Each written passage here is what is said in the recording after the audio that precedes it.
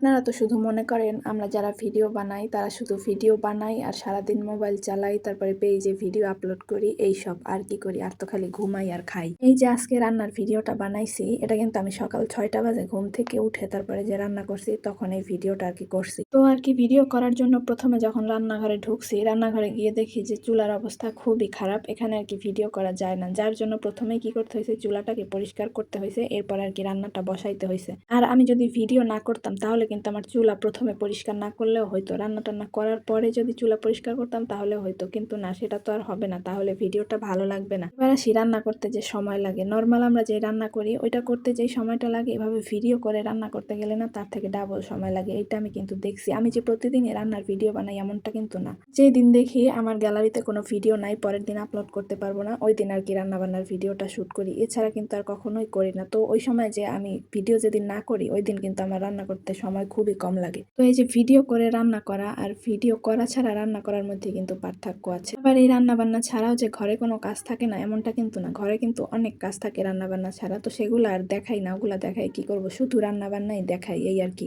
তাতেই আপনারা মনে করেন আমরা ফাও কাজ করি, আমরা সারাদিন বসে থাকি, কোনো কাজ করি না, খালি মোবাইল চালাই। আসলে না, ঘরের সব কাজই আমরা করি, তো আপনাদেরকে অতটুকুই দেখানো হয় যতটুকু আর কি আমরা দেখাই, এই আর কি। এই যেমন ধরেন আজকে কিন্তু সকালবেলা ভাত রান্না করছি, তারপরে কাঁকরোল ভাজি করছি, মাছ ভুনা করছি, চাইলে কিন্তু সকালে সবাই এইটা দিয়েই খাইতে পারতো, কিন্তু না, সবার চা লাগবো, রুটি লাগবো, যার জন্য আবার রান্না টান্না কইরা রাইখা এখানে আবার চা রুটি বানাইতেছি। প্রতিদিন তো আর সবার এক রকমের ভালো লাগে না করতে, আজকে শরীরটা ভালো লাগতেছে যার জন্য চা রুটি বানাইতেছি, যেদিন আবার ভালো না লাগে সেদিন কিন্তু বানাই না, ওই যে ভাত তরকারি রান্না করি ওইগুলাই হচ্ছে আর কি খেয়ে নেই। আর সকালে একটু চা রুটি খাইলে হয় কি, যে ভাতটা না খাইলেও হয় সকালবেলা, তো দেখা যায় সকালে যা রান্না করি ওইটা দিয়েই রাত্র অব্দি হয়ে যায়, কিন্তু আজকে আর হয় না, কারণ আজকে বাসায় মানুষ ছিল বেশি, যার জন্য। তো এই তো সবকিছু বানাই টানাই তারপর খাওয়া দাওয়া করার পরে আমি আবার ঘুমাইছিলাম, কারণ অনেক সকালে ঘুম থেকে উঠছি, এর জন্য। পরে আবার ঘুম থেকে উঠে আমি দুপুরের খাওয়া দাওয়া করছিলাম। বাসার অন্যরা কিন্তু দুপুরের খাওয়া দাওয়া করে নিছিল, আমি যেহেতু ঘুমাইছিলাম তাই আমাকে আর ডাকে নাই, যার জন্য আমি আর কি উঠে পরে একা একা খাইতেছিলাম। আর যতই দেরি করে খাওয়া দাওয়া করি না কেন, সন্ধ্যার দিকে কিন্তু ক্ষুধা লাগবেই। তো আজকে সন্ধ্যাবেলা এখানে নুডলস রান্না করছিলাম ডিম দিয়ে, আর আমার মেয়ে তো নুডলস অনেক বেশি পছন্দ করে, তাই ওর জন্যই আর কি রান্না হয় নুডলসটা বাসায় বেশি।